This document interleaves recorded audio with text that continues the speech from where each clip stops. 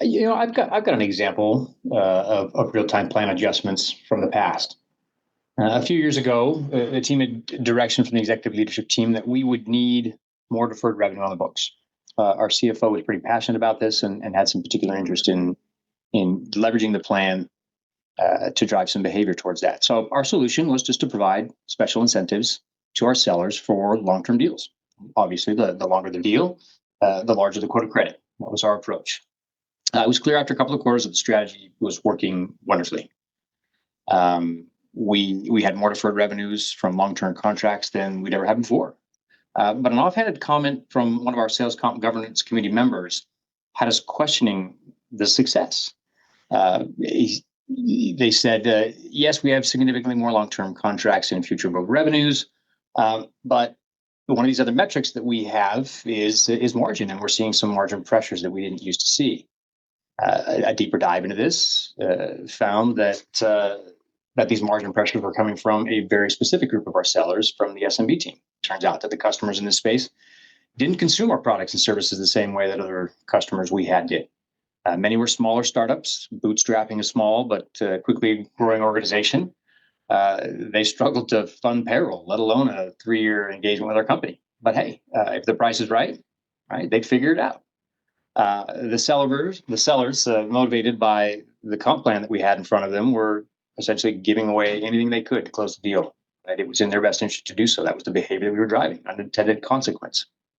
It turned out we didn't want some of our customers on long-term deals, and frankly, neither did they. So after some changes to oversight policy and the plan language, we updated the plan real time, mid-year, to exclude that particular component from the SMB seller team. It's kind of an example of using some of the data that we had, some of the metrics that we'd set forth for ourselves, and kind of keeping a pulse on those and making adjustments as needed.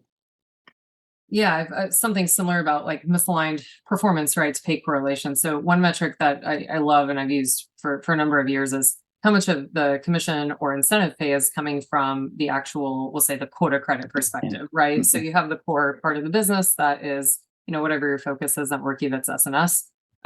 We obviously want the most behavior to come from that, the most incentive, but there's other things, right? We all have spiffs, we all have add-on contest incentives, whatever it is. And one thing that we're finding is that we have these, I love the metric or the analytics where you do the correlation between OT and the type of pay. And you look at how much of the target pay has been reached, right? And quota attainment. What we were finding is there were spikes, right? So there were folks that were sitting in like the 40, 50, 60th percentile that were earning much more than their OT target. Mm-hmm. Well, right, you hone in, you realize, hey, I can look at the incentive earning group, and they're all coming from a spiff, a kicker, right? Things that just aren't the core behavior that we want to drive. And so it was funny. There's these, now people get with spiffs. They're supposed to be temporary. You're not supposed to get attached. Mm-hmm. Sellers get attached. Mm-hmm. Second you take one away, they're like, where's the next one to replace it? Who gives? Yeah. Yeah. And so what we found, is we just couldn't move that middle along because they were actually making money off of these non-quota credit behaviors. And so we removed those, right? But we invested that money back into the right behavior.